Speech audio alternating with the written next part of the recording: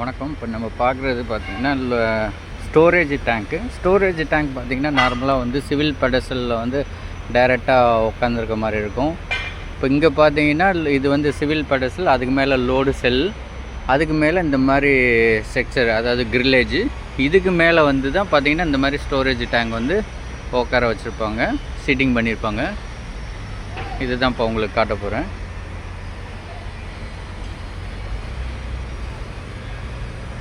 அதாவது நார்மலாக பார்த்தீங்கன்னா டிஃப்ரெண்ட் டைப்பில் வந்து ஸ்டோரேஜ் டேங்க் வந்து எரெக்ஷன் பண்ணிவிட்டு பெடசலில் வந்து உட்கார வைப்பாங்க.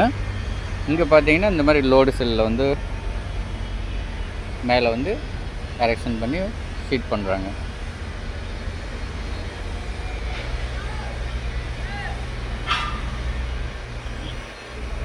இப்போ இந்த இடத்துல பார்த்தீங்கன்னா ஒரு இது கிரில்லேஜ் ஸ்ட்ரக்சர் வந்து எரெக்ஷன் பண்ணுறாங்க. இப்போ இதுக்கு மேலே வந்து டேங்க் வந்து இந்த மாதிரி ஷீட் ஆகும்.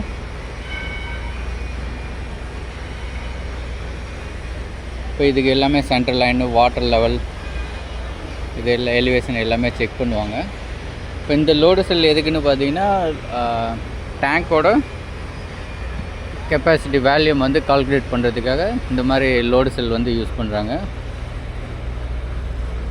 இப்போ இந்த இதில் பார்த்தீங்கன்னா இன்னும் வெல்டிங் ஆகலை லோடு செல்லு.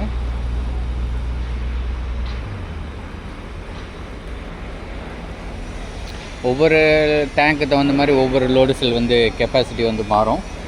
இப்போ இது பார்த்திங்கன்னா பெரிய லோடு செல்லு, இது இப்போ இந்த இடத்துல பார்த்திங்கன்னா சின்ன லோடு செல் வந்து வச்சுருக்காங்க.